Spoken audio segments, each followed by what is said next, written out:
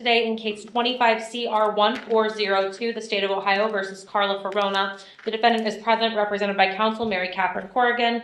We were last before this court on January 26th when the defendant pled guilty to count 1 of the indictment, tampering with evidence with a 1-year firearm specification. Parties have had the opportunity to review the pre-sentence report and are prepared to proceed with sentencing today.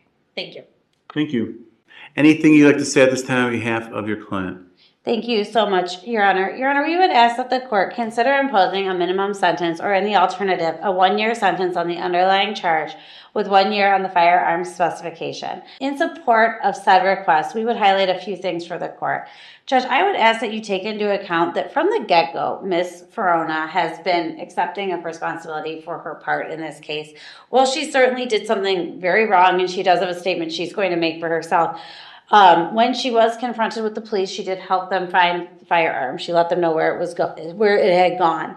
Judge, from the first time I met her before her preliminary hearing, she said, "I will waive my preliminary hearing. I know I did something wrong. I'm not going to fight about bond." We had our first arraignment and pretrial. She's almost immediately said, "I will plead. I did something wrong." And Judge, especially in cases like this, especially with I don't want to demean the seriousness of her conduct, but certainly this started as an aggravated murder case. There's people in this matter charged with aggravated murder, and usually when you see the people charged with the lesser crimes, in my experience, those are the ones that hang on and say, "I didn't do anything, I didn't do anything." And Carla never did that. Your Honor, Carla's had an incredibly rough life. She has a dual diagnosis mental health issue as well as a serious substance abuse issue, her drug of choice being crack cocaine. She does know how to get herself in and out of programs, and she has worked them in the past. And I do expect that it is her intention to try to enroll in whatever courses are available to her, whether she ends up at Marysville, Dayton, or Northeast Ohio pre-release. And I hope, I'm not as familiar with the women's prisons, but I do hope she'll at least be able to get herself in a 12-step program and work it there. In part and parcel to the rough life she's had as a drug user and someone who's been in and out of jails, treatment facilities, and I believe prison, she also lost her child. Her son was in the custody of the Cuyahoga County Department of Children and Family Services. I think she had her parental rights completely terminated. However, she did maintain communication with her son, Christopher. Christopher had absconded from a group home in Cuyahoga County and became involved in this. And when he called her for help, I think she, in a bleak moment in time, just tried to do whatever she could do to help her son. And I think no matter what court orders say she is or isn't his parent, I think she'll always be his parent, at least in her heart. She went to the home. She went twice. On the second time, she found the gun in the bushes and then promptly took it back to Cuyahoga County, where it was traded for a drug debt of somebody who I do believe that she believed was a ally of hers, but over the course of my representation, it's become clear to both Carla and I that the man for whom she traded the gun for his drug debt, was really using her. For whose drug debt? For her drug debt? It was ex-boyfriend. It was her ex-boyfriend, and she's happy to place his name on the record. No, I didn't know if it was her debt or someone else's debt. It was her ex-boyfriend's debt, Your Honor. And through the course of my representation of Carla, it became clear that, well, certainly that person was not responsible for Carla going into the bushes and Carla taking that gun. I do think she was, for some period of time, kind of under his thumb and under his control as well. So this was her boyfriend at the time? It was her boyfriend at the time. It was her boyfriend for even part of this case before it kind of all started to unravel. My experience with Carla is one of the best experiences I've had representing people in 13 years. She's polite. She's understanding. She understands the conduct that brought her here. She understands the decisions she's making. She understands the reality of life, the reality that lawyers are lives, or that lawyers have lives, that judges have lives, that we are all people that are here to do a job. And that is an incredibly empathetic position to take as a criminal defendant, especially one with this dual diagnosis mental health issues. So with all of that, we would ask that you impose a minimum sentence. Thank you. Thank you. Ms. Ferrona, you have the right to address the court before your sentence. You can say anything you want. Is there anything you want to say? Yes, I would like to read my letter, please. Go ahead. Okay. May I stand? Okay, so I was hoping that the family would be here today, Your Honor. I wanted to look them in the eye so I could let them know how I feel. I'm sorry, I'm shaking about everything myself. This is big. Okay, so anyways. Want me to read it? No, I can do it. It says, first, that I'm glad that the family is here, but they are not. So I'm sad that they are not here. So I can look them in the eye and say that I know that there are no words or actions other than bringing their son back that could ever relieve the pain of losing the child, family, and friend in such a terrible way. And I'm sad for you all. I'm so sorry about your loss, and no matter what kind of mother I have been due to my use, I would be just devastated if it were my own child. There is not a night or a day that goes by that I don't play this over and over in my mind. And if I could take it all back and give it all back, and give your child back and fix everything for everybody, that I would. My life hasn't been that much. I would give my own life, Your Honor, if I could fix this and give a child back. I was high when the phone call came in, and I really did not know what to do. I was never told the details, nor did I actually go to Fox Run Apartments till the next day. Christopher did not call me to ask me to remove the gun. He thought the detectives that had already had it. I want to make that clear. I was there for something else. But when I did come across the bag, all I could think about was my own child. My judgment was clouded by the time that by the drugs that I was on, and the fact that I was on medication, on no medication to rationalize my first thought. When it all came together, the fear in so many forms set in. I've never dealt with a situation of this magnitude before, and I did not know that a young man had died. All that I could thought of at that moment was to help my own child. And now not only can I not be there for my child, but I've made his situation worse by my own deluded judgments. My mother died on December 4th, and I'm not there to help with the goings-on of her funeral, nor mourn the loss of with our family. My sister Lori was in a nursing home for 3 years and finally came home. I was supposed to be there to help her with those things. Instead, my first thought was wrong. That quick. The consequences have not only been great for me, but for many others. I've been working for years on my addiction, mental health, and trauma. And when I fall, I instantly put myself back into treatment for my mental health or addiction. 4 and 2 years, Your Honor. I do not want to be the menace or a monster that I've been labeled. I'm actually one that cares for others. I want to one day help others with what I have been through.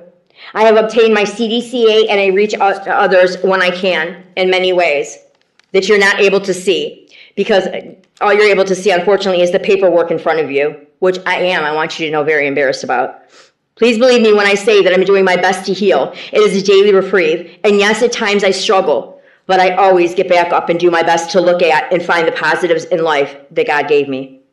I refuse to die a loser that has done nothing with her life.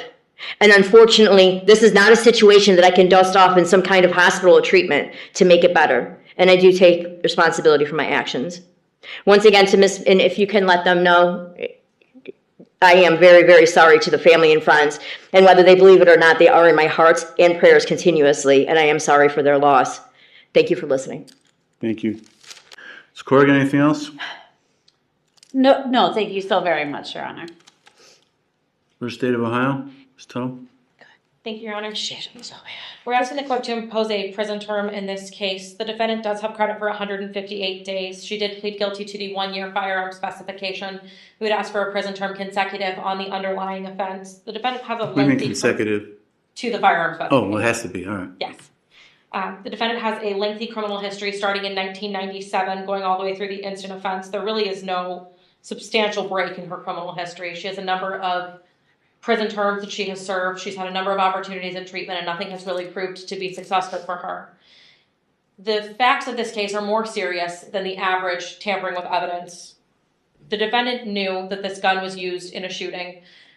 Her son knew that that shooting led to the death of someone. Her son gave her information when he made a call to her immediately after this shooting happened. He told her that his friend had shot someone, that he tampered with a gun, that he cleaned it with Crown Royal, that he needed it to be taken away, that he did something bad, that he tampered with evidence. The defendant knew all of that and chose to come to the Fox Run Apartments, chose to get that gun from the location where he told her that it was in the bushes, and on phone calls to her son and her son's girlfriend said things like, I got it, it's taken care of, I've handled it, I got it.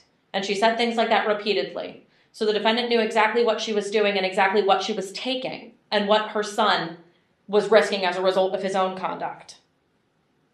The defendant was not actually separated from her child at the time that this occurred, Judge. The place where this robbery and homicide was planned was actually the defendant's bedroom in Melvin Harris's apartment. The defendant's items were all still in that apartment. They were all still there. She had been living with Mr. Harris at Fox Run, as well as her son. So they had been in communication. They had been talking with one another. All of her personal items were in that room where this homicide was planned. He's still there. The defendant was at the apartment only an hour before the Willoughby Police Department came to that apartment to search, to talk to people that were there, and to talk to her son. So she was there. She was retrieving items. She was retrieving evidence. Originally, she wasn't forthcoming and truthful with the police. It was once she didn't want to go to jail, she called the police back in and she began giving them truthful versions of events. But at first, the defendant was reluctant to tell them she had any involvement, that she had any knowledge of anything. She told them that her statements of "I got it" were relating to getting an apartment, not about getting the gun that was under the bushes and the reason why her son was calling. So while I do understand and acknowledge that Ms. Ferrona wanted to do anything that she could to protect her son, that she wanted to watch out for him, that she wanted to be a mother to him, this was a serious crime that was committed using this firearm, and she had knowledge of that, which is why this is a more serious form of tampering with evidence. And we ask the court to impose that prison sentence. Additionally, we ask for count 2 of the indictment to be dismissed. Thank you. There's a couple of victim impact statements that were sent in. I've read those. As for factors indicating the conduct is more or less serious, the court does note, as alluded to by the prosecutor, that the evidence that was tampered with in this case was a firearm that was used to kill a person. It was a firearm in a murder case. You know, the normal tampering with evidence case that we deal with is a person who's getting pulled over for a traffic offense and is getting rid of drugs that they have on them, throwing them out a window or trying to swallow them or whatever the case may be. Not necessarily, I think, the exact intent that that statute is designed for. Nonetheless, it's still a violation. But this, when people think of tampering with evidence, it's this scenario that people think of, and that you never get that. Hiding or getting rid of a murder weapon. And that's what this case is about. It's not just more serious, it's probably the worst form of the offense. Getting rid of a murder weapon. And interesting to me is that you said all you were thinking about was helping your son. We were also obviously thinking about helping your boyfriend, because you used that gun to then go take care and clear up a debt that he owed with his drug dealer. Instead of just getting rid of the gun, you took advantage of that, having that gun, to get some benefit to you and your boyfriend. Or at least him, but you helped him with it for that. I don't know how that'd be even a thought. I'll take this gun, but I know my boyfriend knows some money is this guy, so I'll give it to him and I can take care of that. No factors indicate it's less serious. As for recidivism factors, there's a lengthy history of criminal convictions. Goes back 30 years, 29 years. Defendant has served multiple prison terms before. She's been sentenced to prison on 5 separate cases that's resulted in 4 separate prison numbers. She's been on probation before in the past, has violated her probation on multiple occasions, so she's not complied with previously imposed sanctions ordered by courts. No factors indicate recidivism is less likely. It's mandatory prison term required due to the firearm specification. Prison's consistent with the purposes and principles of sentencing. Therefore, it'll be the sentence of this court. Then on count 1, defendant served a term in prison of 24 months. In addition, court imposes a mandatory prison term of 1 year to be served prior to and consecutive to the 24-month prison sentence for an overall term of 36 months in prison. First year being mandatory for the firearm specification. Need to advise you upon your release. You may be placed on post-release control for up to 2 years. If you are and you're violating those conditions, the parole authority could send you back to prison as punishment for violating the rules for another 9 months for each violation you commit, up to an overall maximum of 50% or half of whatever the prison term was imposed by this court. I will dismiss count 2, and I will grant the defendant the 158 days of credit that she is entitled to at this point. Your Honor, again, once again, can you guys just please No, tell... they're not your messenger. I just want to tell the family, I'm sorry. Yeah, well, They will. Okay, thank you. Some will. I will. Thank you. I'm not ordering that. You can do whatever you want. It's not part of this. Is there anything else, Ms. Tuttle, on behalf of the state? No, thank you, Your Honor. Ms. Corrigan? Yes, Your Honor, would you please declare my client indigent and consider waiving her court costs on this matter? No. Thank you. Carla Ferrona pleaded guilty to tampering with evidence with a 1-year firearm specification after taking and disposing of a gun used in a fatal shooting involving her son. Her defense argued for leniency, citing her acceptance of responsibility, addiction, mental health struggles, and difficult life circumstances, claiming she acted out of a misguided attempt to help her son. Ferrona also gave an emotional apology in court. Prosecutors pushed for prison, emphasizing her long criminal history, prior failures on probation, and the seriousness of hiding a murder weapon, noting she also used the gun to settle a drug-related debt. The judge agreed the offense was severe, calling it one of the worst forms of evidence tampering, and sentenced her to 36 months in prison, 24 months plus 12-month mandatory firearm specification.